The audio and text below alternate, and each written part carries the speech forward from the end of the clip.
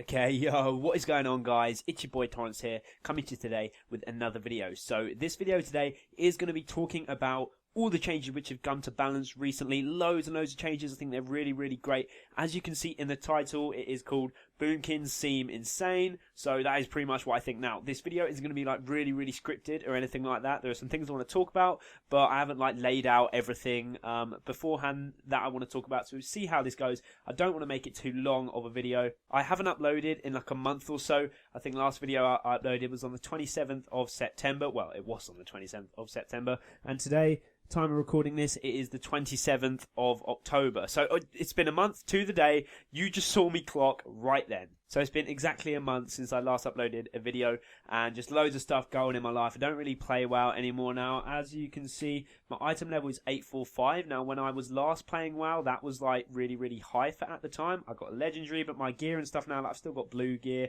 I saw this boomkin roaming around in our order hall yesterday who had like 3 890 pieces plus a legendary, and most of his pieces were like 870, 880 or something. So seeing as I'm still rocking a few blues, and like even my purples are like 850 and 835 purple, like my gear just isn't that great. I just haven't been playing the game at all. As you can see, my honor level is level 22. I never made it to level 50 at the start, and then I stopped, and now I'm just still level 22, and I've fallen loads behind on my artifact. How do I get to it? To here. So I imagine that everyone else has like unlocked loads and loads of shit, and they're really high up in the artifact knowledge level thing or whatever, and like I can start 2 of them over here in my class hall, but I physically don't have enough order resources. That I have 28 order resources, so I'm just not playing the game. I'm not doing dailies, the emissaries. I'm just not playing at all. That's why I'm not making videos, but I wanted to make a video today, so here I am, and that's just kind of how things are going to be. But let's get into some of these changes which I've seen. So there aren't really any changes as far as I know in the main talent section. Now, I read over all the patch notes and stuff for 7.1 when they first kind of came out, but I haven't got them up here right now and going through everything. I've just looked at everything, seen the changes that I want to talk to you about. One thing which I do know though is that now when you get locked on full moon or like new moon or half moon, it only locks your lunar spell like category or whatever, so you can still cast like Solar Wrath and Sunfire and stuff, so you're not literally just stuck there not being able to cast anything. That is an awesome change. That is great. Another thing that they changed is that now you can cast Celestial Alignment and I believe Incarnation as well off of the global cooldown, so that is absolutely awesome. And one thing I've just remembered as I was saying that is that now I'm pretty sure you get the Armored Chicken form from Incarnation.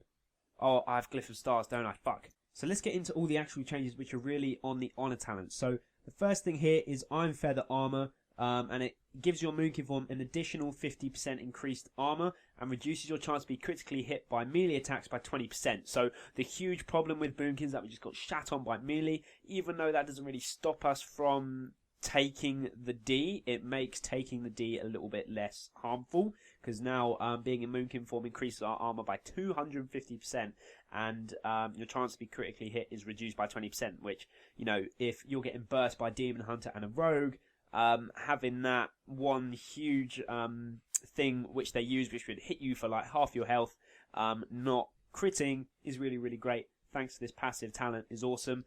These aren't necessarily the talents that I'm going to be using, but obviously I haven't unlocked all of them.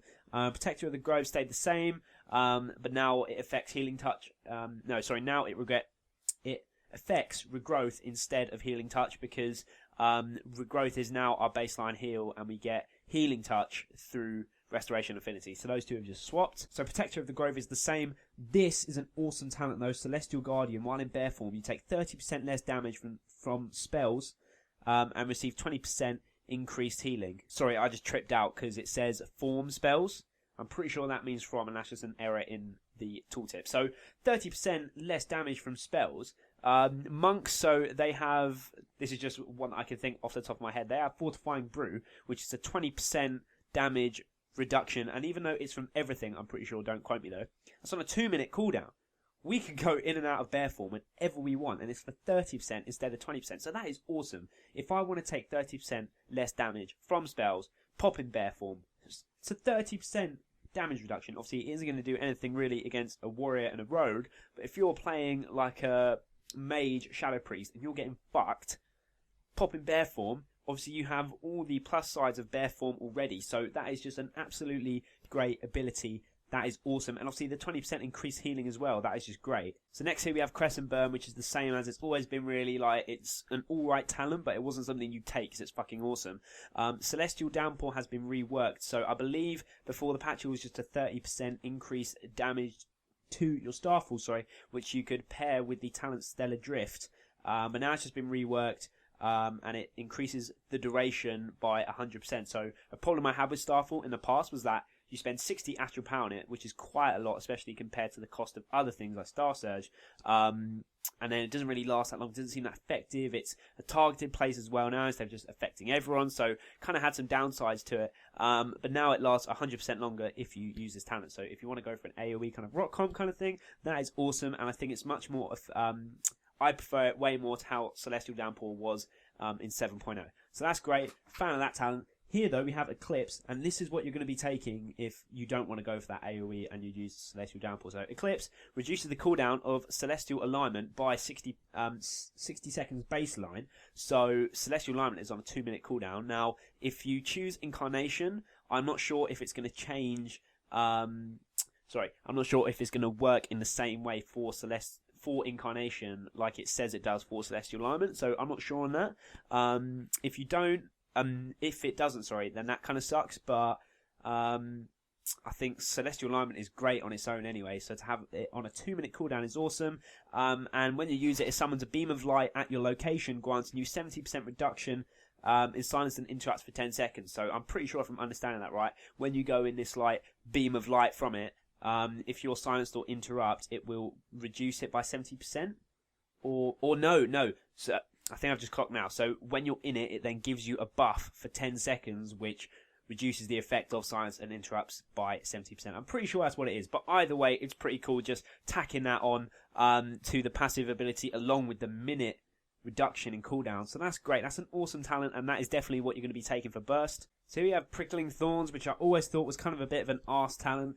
I can't remember what was in the place of all these new talents and stuff, to be honest. We have a new talent here called Dying Stars, which is a passive, and it makes your Sunfire and Moonfire generate 8 astral power when they're dispelled. So I'm not really too sure how often things are being dispelled from people, so I'm not sure how often shamans are still spamming Purge. I'm not sure how often healers are really dispelling things. I'm not really too sure, to be honest with you. So I don't play a whole lot of arenas, so I'm not really too sure if that's going to be like really, really effective or not. 8 astral power seems like quite a lot though. If they were to dispel your whole team, that's quite a lot of astral power. It's similar to the Shooting Stars, but you gain it. So it's similar to the Shooting Stars talent, but you gain it through a different way. So you gain it through having your dots dispelled instead of your dots critically ticking, I think. No, it's just when they tick, they have 10% chance, yeah. Moonkin Aura is the same, I'm pretty sure still. So I'd still go for Moonkin Aura overall, I think. Dying Stars could be great, I'm not really too sure. Moonkin Aura just seems solid though, as it always has been, to be honest. So moving into this last talent row right here, we have Fairy Swarm here, which has been reworked. So now what it does, it disarms the enemy, preventing the use of any weapons or shield, and reduces the movement speed by 30% for 8 seconds. So the movement reduction element of it is still there. I'm not sure if it's been changed in any way, being the percentage of movement speed which is decreased. I'm not sure if that made sense, or for how long it does that for has been increased or decreased. Not sure. I just know that the movement speed part of the spell is still there, because obviously it's right there, and it was like that in 7.0. But what they've changed is that they've implemented a disarm into it. So Boomkins have a disarm on a 30-second cooldown, and it lasts for 8 seconds. So I haven't played around with it yet, because I'm not on a talent level 46. I'm not sure if that makes sense. But yeah, like that seems really, really good. A fucking disarm, holy shit. I'm not sure I'd still take it over Cyclone. In BGs potentially, in arenas potentially. It's a little bit hit and miss, to be honest. I'm definitely going to play around with it though when I eventually get on a talent level 46, if that ever happens.